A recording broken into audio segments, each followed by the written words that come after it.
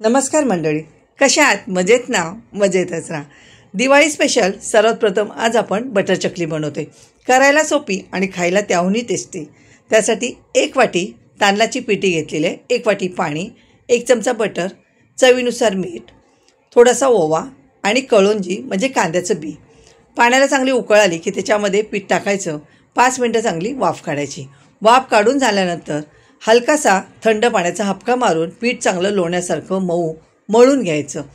पीठ मळून झालं की आपण चकलीच्या साच्याला तेल लावून चकल्याच्या साच्यामध्ये टाकून आपण चकल्या तयार करून घ्यायच्या, पाडून घ्यायच्या.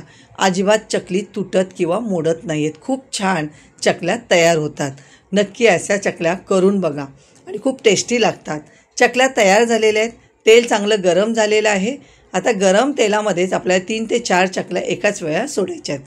वरचे बुडबुडे कमी झाले की गॅसची फ्लेम मिडियम करायची आणि खालच्या बाजूनी चांगल्या तळून घ्यायच्या. कुरकुरीत अशा चकल्या तयार होतात आणि झटपट खूप छान आणि टेस्टी.